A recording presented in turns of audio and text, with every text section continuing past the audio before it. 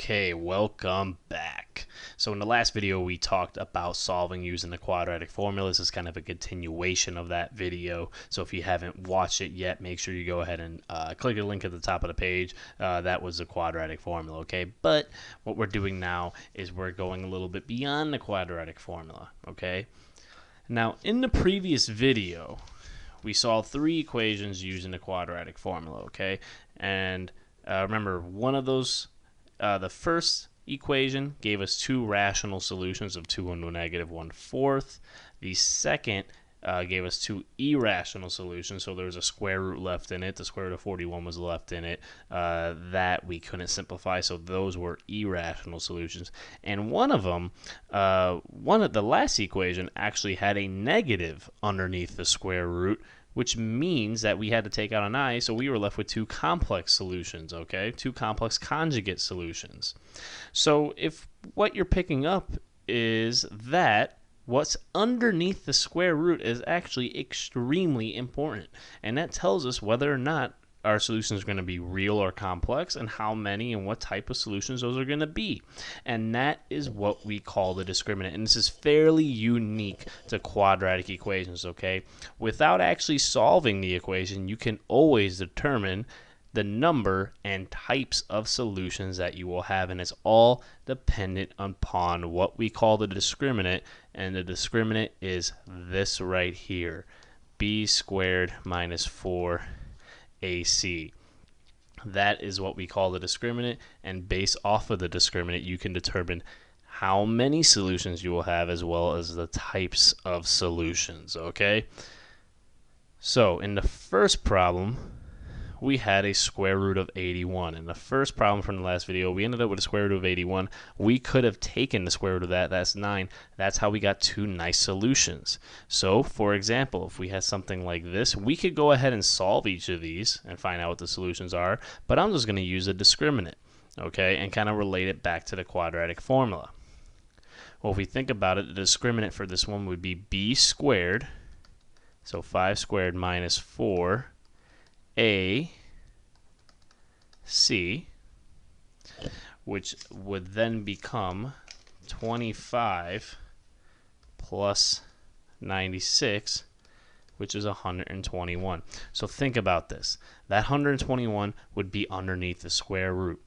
We can take the square root of 121. That is a perfect square, which means we would have two real solutions, and those solutions would end up being rational, okay?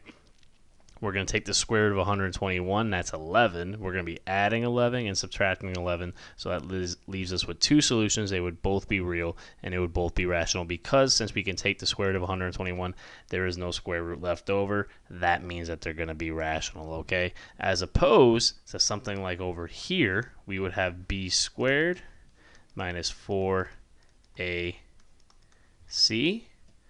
and this would become 25 plus, let's see here, negative 16. Oh, that'd be plus 32. Oops, 32, which would end up becoming 57. Now, 57 is definitely positive, so we would have plus or minus the square root of a positive number, so that definitely means that they're going to be real, and there's going to be two of them, two real solutions. But since we can't take the square root of 57 perfectly, they are going to be irrational, okay? They're going to be irrational. And over here, we would have the square root of b squared, so 4 squared minus 4ac, and this would become 16 minus 16, which is 0. Well, 0 is actually also a perfect square. So we're going to have real solutions, and they're going to also be rational. The only thing is the square root of 0 is 0. So could we do plus or minus 0? Not really. That's not going to change anything. So that's only actually going to get one real solution, okay? So a big takeaway here.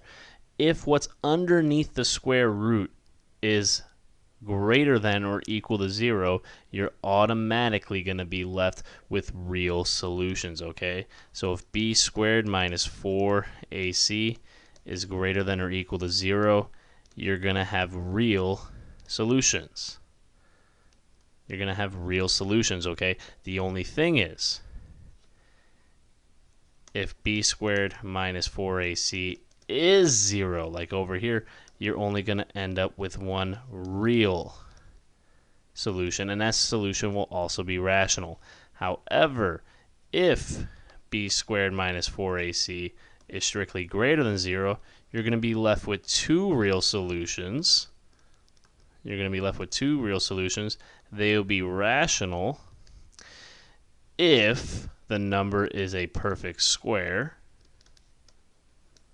and they will be irrational if they're not a perfect square. So irrational otherwise, okay? So this is a pretty big takeaway.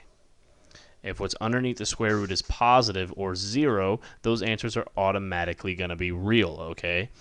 We only get imaginary or complex conjugate solutions if we have the imaginary number I, which only happens if what's underneath the square root is negative, so less than 0. So if that's ever the case, you're going to have two complex conjugate solutions. Okay? And that would actually be an example like this one here. We would have b squared minus 4ac, which would be 16 minus 80, which would be negative 64, okay? And in that case, we would have a negative 64 underneath the square root, which means we're going to have to pull out an I, which means that you would have two complex conjugate solutions, okay? So that is the discriminant and how we can use the discriminant, okay? And feel free to actually go ahead and solve each of these four. You would get two real rational solutions, nice numbers that we can actually kind of count off, okay? Nice real rational solutions, two of them because of the plus or minus. In this one, you get two real irrational solutions because you would have plus or minus the square root of 57, and we can't take that very nice. But since the plus or minus is there, we are going to get the two real solutions. They're just going to be irrational. And if you were to solve this equation, you would actually only get one solution because the square root of 0 is 0, and that plus or minus 0 doesn't really change anything. They're going to be real, or it's going to be real, but there's only going to be one of them. And if you were to solve this particular equation, you would get two complex conjugate solutions, so you're going to have the number I in there because you would be taking the square root of negative 64, which ends up being 8i. So you'd be adding and subtracting 8i, so that would get you two complex conjugate solutions, okay? So that is a discriminant. That is how we can determine how many and what type of solutions those are going to be, and it really completely stems from the quadratic formula, okay? So that is the discriminant. That's how we can determine a number and type of solutions. Make sure you stay tuned for future videos. We're going to be diving in a little bit deeper with quadratic equations, specifically the graphs of quadratic equations. So stay tuned.